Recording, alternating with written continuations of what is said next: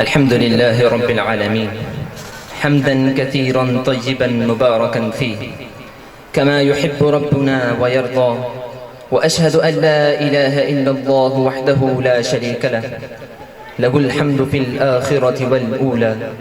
وأشهد أن سيدنا ونبينا محمدا عبد الله ورسوله المبعوث بالرحمة والهدى، صلى الله وسلم وبارك عليه وعلى آله الطيبين الطاهرين، وعلى أزواجه أمهات المؤمنين، وعلى أصحابه الغر الميامين، والتابعين ومن تبعهم بإحسان إلى يوم الدين. أما بعد، فأشكر الله عز وجل على ما من به من هذا اللقاء الطيب المبارك بهذا الجمع الكريم في هذا الصرح الإسلامي العزيز إلى النفوس والكريم العريق. والموضوع الذي أتكلم حوله اليوم هو دور العلماء في إصلاح المجتمع. لا شك أنه حاجة لكل عصر ومصر، أهميته تتضح واضحا جليا، لذلك أرسل الله تعالى رسلهم وجعل علماء هذه الأمة مصلحين. وقال الله في مقامهم: إنما يخشى الله من عباده العلماء. والآخرون لا يستوون العلماء في شرفهم ورتبتهم، كما قال تعالى: هل يستوي الذين يعلمون والذين لا يعلمون؟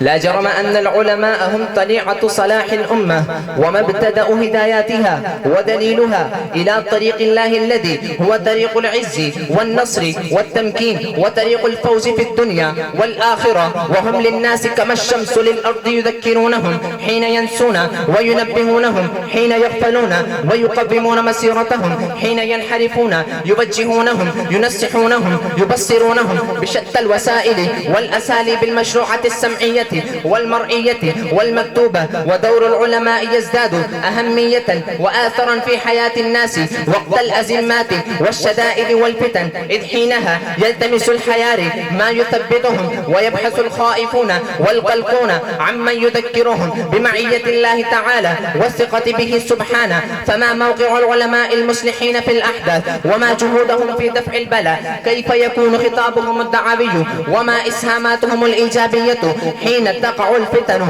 والشدائد؟ فلذا قال الرابي سلمة بن دينار المدني: قعدت أبا هريرة 5 سنين فسمعته يحدث عن النبي صلى الله عليه وسلم قال: كانت بنو إسرائيل تسوسهم الأنبياء، كلما هلك نبي خلفه نبي، وإنه لا نبي بعدي وستكون خلفاء فتكثر. قالوا: فما تأمرنا؟ قال: فوا ببيعة الأول فالأول، وأعطوهم حقهم، فإن الله سائلهم عما استرعاهم. رواه البخاري في صحيحه. فلا رسول بعد رسولنا، فريضة رسولنا المكرم على العلماء هذه الأمة، لأن العلماء هم ورثة الأنبياء علما وعملا وفضلا وشرفا. للعلماء دور كبير وآثر بالغ في بيئتهم ومجتمعهم وسامعيهم وقومهم، فهم قرين المربي والمعلم ورجل الحسبة والموجه. وبقدر إحسانهم وإخلاصهم يتبوؤون في قلوب الناس مكانا،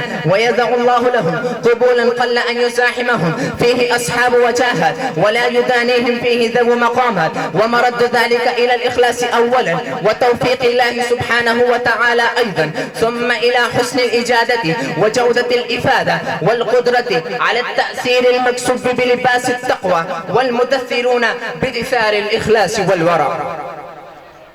نعم أيها المستمعون الأفاضل، ودور العلماء أنهم يجاهدون بالقلم واللسان لإزالة المعوقات الفكرية والثقافية التي تقف حجر عثرة في سبيل تحقيق إخوة المسلمين وتجمعهم ووحدتهم على أساس دينهم، ويكشفون زيوفا وتلبيس الدعوات الضالة الهدامة التي تعاكس وتحارب مبدأ الإخاء الإسلامي وتناهض وجوده وتفعيله في نفوس المسلمين وواقعهم. فيجب علينا معشر المسلمين وخاصة طلبة العلم منا أن نسير في فلك العلماء الراسخين، ومن غير تعب لهم ولا جفاء لأقوالهم، والدفاع عنهم ورد هجوم الطاعنين فيهم.